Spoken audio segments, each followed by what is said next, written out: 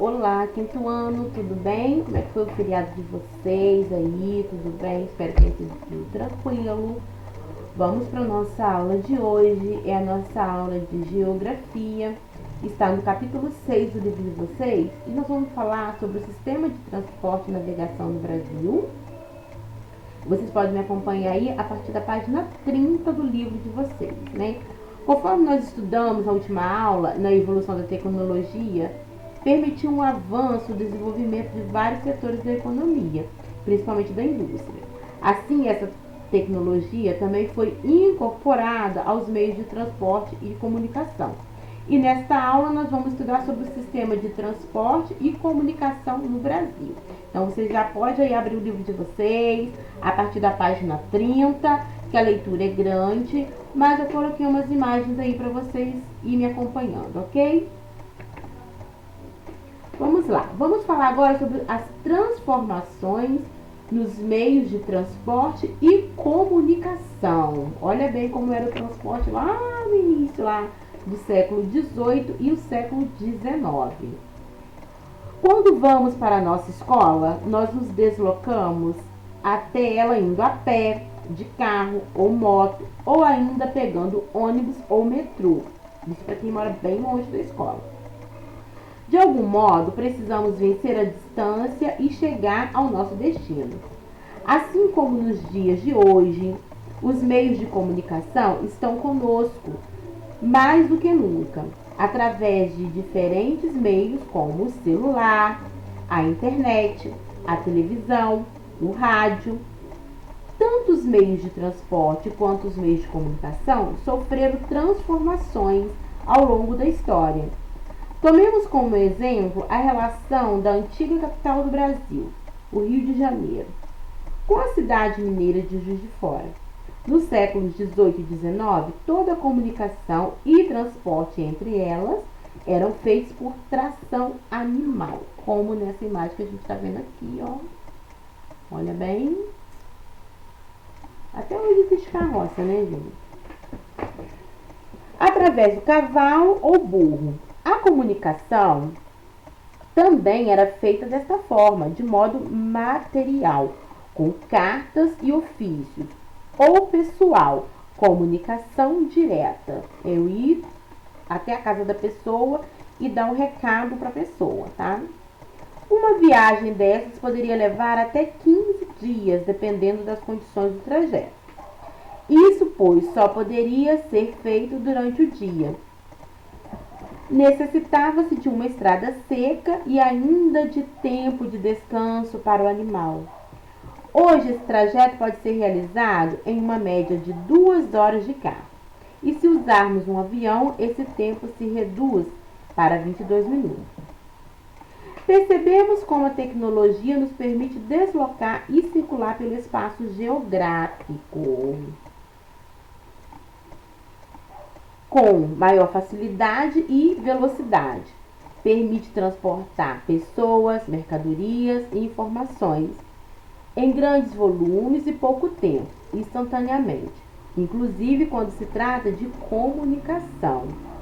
Esses meios se desenvolveram de acordo com as condições e necessidades dos lugares onde estão, como condições físicas, distância, relevo, hidrografia, econômicas, como a comunicação, podem ocorrer através de diferentes meios. Tratando-se de Brasil, temos um extenso território com grandes distâncias, diferentes tipos de relevos e hidrografias, e com isso a presença de diferentes meios de transporte e comunicação. Agora vamos estudar um pouco mais sobre os meios de transporte e comunicação. Começaremos com os modais de transporte. Aqui você está vendo várias maneiras de se locomover hoje em dia, né? As transformações do meio de transporte e comunicação. Aqui é o metrô, aqui são as pessoas andando no centro da cidade, e aqui vários tipos de transporte que nós vamos ver agora. O primeiro modais de transporte que a gente vai ver, antes da gente ver, a gente vai falar um pouquinho aqui, ó, o que são os modais de transporte. Olha bem.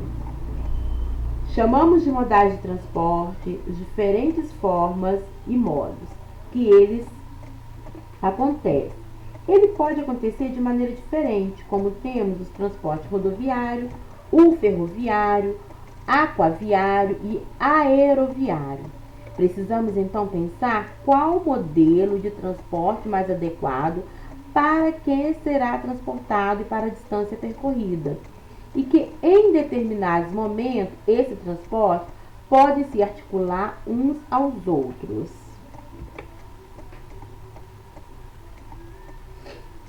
Os transportes exercem um papel essencial para o desenvolvimento de um país, pois, se bem desenvolvido, proporciona uma rápida mobilidade de pessoas, bens e serviços, além de, junto ao setor de comunicação, quem permite toda essa integração de cadeias produtivas, possibilitando o deslocamento de matérias-primas de um país para serem produzidas em outro e comercializadas em vários outros. O primeiro que a gente está vendo aqui é o modal rodoviário. Então vamos ver o que é o modo de transporte rodoviário.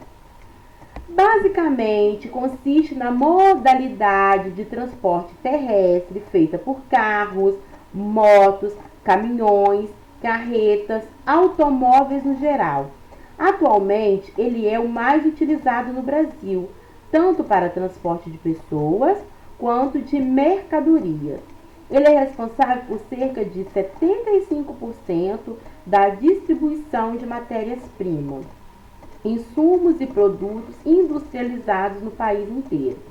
Desde a década de 1950, esse modelo passou a crescer de forma significativa e a partir de algumas chamadas políticas de desenvolvimento empregadas pelo governo nacional da época. A partir daí, houve uma expansão na nossa malha viária, com a construção de modernização de estradas e rodovias, dando cada vez maior centralidade para o uso de caminhões e carretas, que passaram a ser os principais meios de transporte de mercadoria pelo país, com rotas que cortam do norte a sul e leste a oeste. Essa foi uma escolha que hoje é bastante discutida e repensada, pois o modal rodoviário possui algumas vantagens e desvantagens. Como vantagem, ele é um transporte que possui fácil contratação, uma flexibilidade para a definição de rotas e uma facilidade de combinação com outros modais, como o ferroviário e o aéreo. Então é indicado para curtas e médias distâncias. Suas desvantagens estão no fato de que o custo de seu frete é instável e alto, devido ao preço do combustível, pedágios e custo de manutenção. A baixa qualidade das rodovias, demanda constantes, consertos e reparos nos veículos, e tudo isso se reflete no preço final do produto transportado. Infelizmente, no Brasil, existe um predomínio muito grande do transporte rodoviário em relação aos outros, o que nos causa uma grande dependência deste modal. Agora vamos falar do ferroviário. Essa é uma modalidade de transporte também terrestre, realizada por trens e metrôs. Nas grandes cidades, o metrô, apesar de ainda não ser o principal meio de transporte, já realiza um considerável papel no deslocamento de pessoas. Contudo, no transporte de cargas e mercadorias, que esse modal se destaca, é o mais adequado para cargas de grandes volumes e que necessitam ser deslocadas por extensos trajetos. Por isso, é muito mais utilizado no transporte de matérias-primas pesadas como minério de ferro e de matérias de siderurgia. Como vantagens, esse modal possui um baixo custo de transporte, uma alta capacidade de carga e baixo risco de acidente. Apesar das vantagens, esse modelo de transporte precisa ser combinado com outros modais, principalmente o rodoviário. Isto porque ele possui baixa flexibilidade nos lugares, fazendo com que as mercadorias cheguem a um local fixo. Agora nós vamos para o modal aquaviário, que é o mesmo de modal marítimo, tá? Então vamos aí, tá na página 33 do livro de vocês. Esta é uma modalidade de transporte de pessoas e mercadorias realizadas por barcos, navios ou balsas em rios, lagos, canais, mares ou oceanos. Assim como o ferroviário, esse modelo é indicado para o transporte de grandes volumes e percorrer grandes distâncias, apesar de ser mais lento. Deste mesmo modo, também precisa ser combinado com outros modais de transporte para ser efetivo, pois o embarque e desembarque de pessoas, o escoamento de mercadorias precisa de portos. Então, como vantagens deste modelo, temos o transporte de altos volumes e um baixo consumo energético, a possibilidade de longos trajetos e o baixo valor de frete. Atualmente, 80% de toda a carga do mundo inteiro é por oceano, mares e rios. No Brasil, é o principal meio de locomoção na região norte, pois as grandes cidades são alimentadas por lagos e longos rios. A malha viária chega a ultrapassar 16 mil quilômetros, quantidade muito superior às rodovias pavimentadas existentes. Podemos exemplificar essa relevância através do Rio Negro, afluente do Rio Amazonas. O trânsito de barcos e balsas circulam com gêneros alimentícios, peças de automóveis, materiais de construção e eletrodoméstico, entre outros, além de alto fluxo de pessoas. Vamos falar sobre o aeroviário, que é o aéreo, né? O avião, helicóptero. Gente, se você estiver escutando um barulhinho de música aí no fundo, eu não sei. Meu vizinho tá aqui com o som alto ligado, cantando. Então eu peço mil perdões para vocês, tá? Porque eu não tenho outro horário para gravar essa aula. Vamos lá. Página 34. O modelo aeroviário é uma modalidade de transporte aéreo realizado por diferentes modelos de aviões, balões, dirigíveis e helicópteros. Ele abarca longas distâncias de forma rápida e ágil e atende o território nacional e também internacional. O seu transporte é destinado a pessoas e mercadorias. É o principal responsável pela circulação de pessoas entre países no mundo globalizado que vivemos hoje. Quando se transporta mercadorias, esse modelo é indicado para mercadorias frágeis, eletrônicos e mercadorias de alto valor agregado. Então, como vantagem, tem a rápida e segurança de transporte, um trânsito exclusivo e a cobertura de longas distâncias, porque lá no aéreo não tem engarrafamento, né, gente? Como desvantagem, aviões possuem um limite de tamanho e de materiais a ser transportado, além de um custo de frete muito elevado, significa que é mais caro. A via aérea também precisa ser combinada com outros modais para ser bem sucedida. Ao chegar os aeroportos, as pessoas buscam outros modais de transporte para se deslocar na cidade de destino. Com relação às mercadorias, é preciso que haja também uma integração para a circulação e distribuição dos bens que foram transportados. Mobilidade urbana. Mas o que é isso? Quando eu falo de mobilidade, eu estou falando de movimento. Então, e urbano? Quando eu falo de urbano, eu estou falando de cidade. Ainda sobre o sistema de transporte, enfrentamos grandes desafios em nossa sociedade, sobretudo no Brasil. A mobilidade urbana é uma delas. Por mobilidade urbana, pode entender com a facilidade de deslocamento de pessoas na cidade, através de diferentes modos: a pé, sobre bicicletas, veículos particulares ou transporte coletivo, como ônibus, vans, trens e metrôs.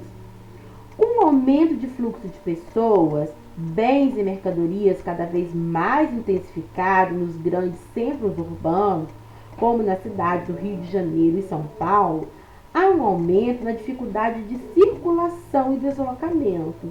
Isso ocasiona uma série de problemas como poluição e congestionamento pelo excesso de veículos. Este problema podem justamente interromper o próprio funcionamento da cidade, de seus fluxos e circulação, e com isso comprometer a economia. Em suma, cada vez mais as pessoas estão perdendo a capacidade de circular com qualidade. O grande fluxo de veículos hoje é um dos principais problemas enfrentados na cidade, como comentamos anteriormente no texto. Desde a década de 1950, que o país vem dando preferência a um modelo rodoviário de circulação, seja de pessoas ou mercadorias.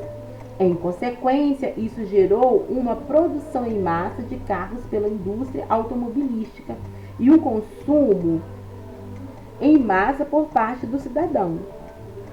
Em contraposição, não houve investimento suficiente em meios de transportes coletivos. Por isso, nos tempos atuais, o resultado que observamos como o crescimento das cidades e todo esse excesso de aglomeração e congestionamento de veículos. Nossas cidades há muito tempo vêm sendo planejadas para os carros, e então, para resolvermos essa questão de modo errado, sempre pensamos em alargar vias, mas nunca reduzir o número de veículos em circulação. Todo esse aumento gera uma série de transtornos para a vida cotidiana de trabalhadores e para a nossa vida. Ficamos presos no trânsito e andamos em ônibus e metrôs lotados, perdendo horas dos nossos dias. É verdade. Quando eu trabalhava no centro da cidade, eu trabalhava lá no Flamengo. Eu demorava umas 2 horas e meia para chegar no trabalho, gente, porque eu pegava o ônibus e depois eu pegava o metrô. Mas como enfrentar esse desafio? Para isso, precisamos então compreender que é de suma importância o investimento no setor de transporte coletivo. Ao melhorarmos a qualidade dos transportes de ônibus, trens e metrôs, consequentemente, iremos melhorar nossa circulação pela cidade, seja passeio ou para irmos para o trabalho. O investimento em transportes alternativos, como bicicleta, podem ser um grande potencial no transporte e circulação pela cidade. Aqui agora tem uma tabela de mobilidade urbana, tem no livro de vocês também na página 35. Eu coloquei só os tópicos, vamos lá. Políticas públicas, criação de um plano de mobilidade urbana, leis, fiscalização e monitoramento do trânsito. Transporte coletivo, aumento da qualidade de ônibus nos horários de circulação em mais rotas, maior acessibilidade para pessoas com condições motoras reduzidas, que é para os deficientes físicos, gente. Criação de terminais rodoviários, criação de terminais intermodais, um terminal para cada mobilidade. Vamos lá. Transporte alternativo, bicicletas, construção de ciclovias e ciclofaixas. Não adianta ter ciclovia, mas tem que ter uma ciclovia, uma faixa para sinalizar que ali é o lugar de passar. Implantação de bicicletários pela cidade, implantação de suporte para transporte de bicicletas em ônibus e metrô. Rodízio de veículos. Por dia, número de placa ou tipo de veículos, passeio e de carga. E temos também políticas de conscientização, propagandas de conscientização e solidariedade no trânsito nas redes de comunicação, execução de programas de educação no trânsito nas escolas e faculdades. Uma coisa que eu acho muito legal é a carona legal. A carona legal é assim, se um pai vai levar um filho na escola, ele pode oferecer carona para o vizinho que estuda na mesma escola, que é menos um carro. E os dois racham ali, né, o combustível. Isso é uma carona legal, porque é um carro que vai ficar na garagem e você vai estar dando carona para a pessoa. Agora vamos falar um pouquinho sobre o sistema de comunicação, que lá no início, né, do capítulo a gente falou, que é o sistema de transporte e comunicação. Os dois estão interligados. A comunicação é uma necessidade humana desde os princípios. Antigamente, comunicar dependia de um contato mais direto ou pessoal, através de um instrumento antigo ou de pinturas, cartas e jornais.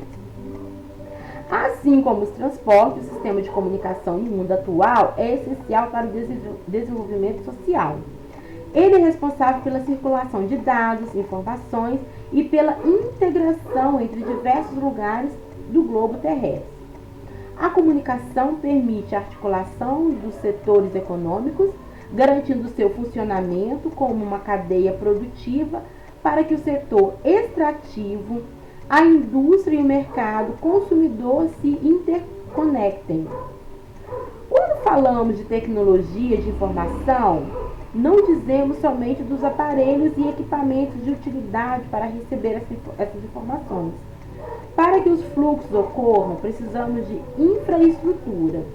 Estamos falando de meios de transmissão, de estrutura que facilitarão a transmissão dessas informações, como satélites e cabos de transmissão.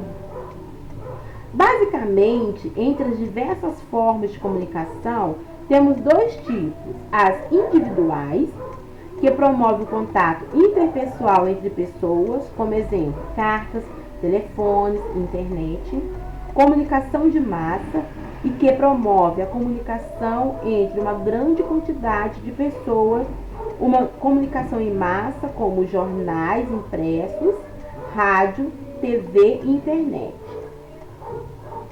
O mapa também é considerado um meio de comunicação, pois traz dados sobre diferentes localidades. Hoje em dia existe o GPS, né, gente, que informa aonde a gente quer dar o local para a gente seguir direitinho, visando nos informar e nos dar conhecimento.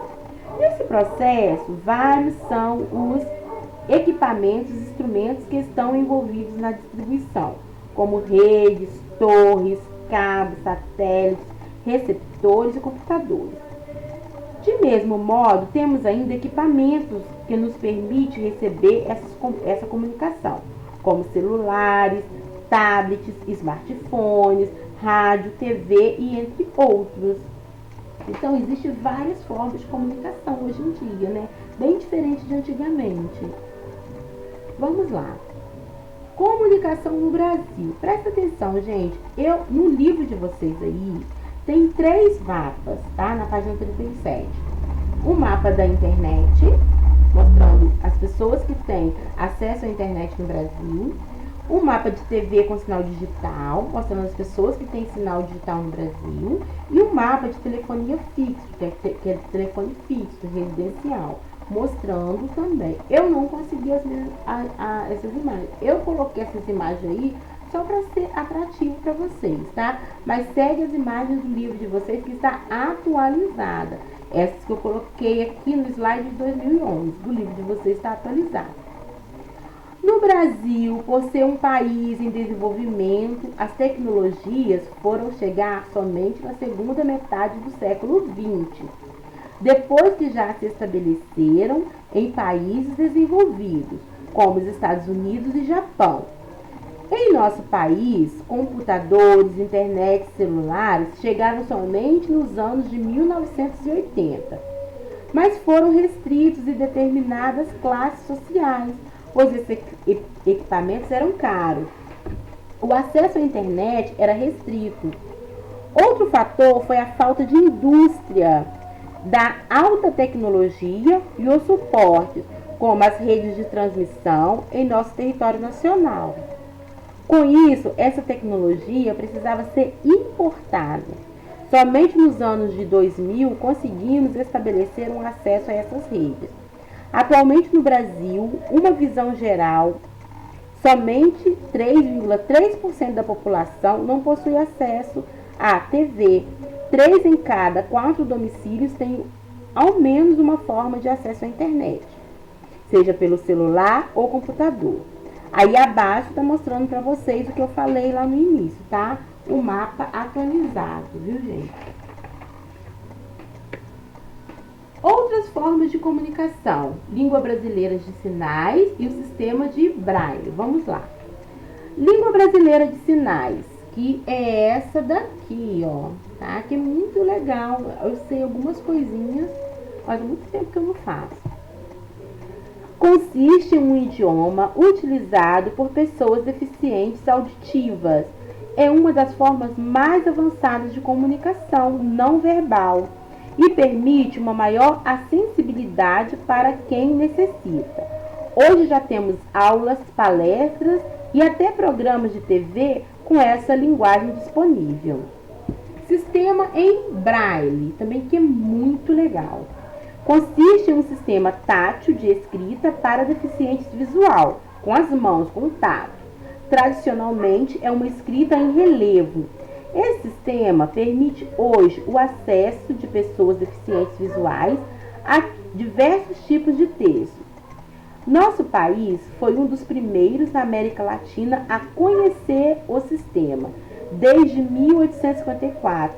Atualmente, o avanço tecnológico permite um maior acesso de deficientes visuais à comunicação, como relógios inteligentes, impressoras que imprimem em alto relevo e eletroeletrônico com respostas tatais, de tato, tá, gente? Muito legal tudo que a gente viu hoje. Uma curiosidade para vocês: eu só fui saber o que era computador quando eu cheguei aqui no Rio de Janeiro. Olha para vocês verem, em 1999. Eu tinha de 20 para 21 anos.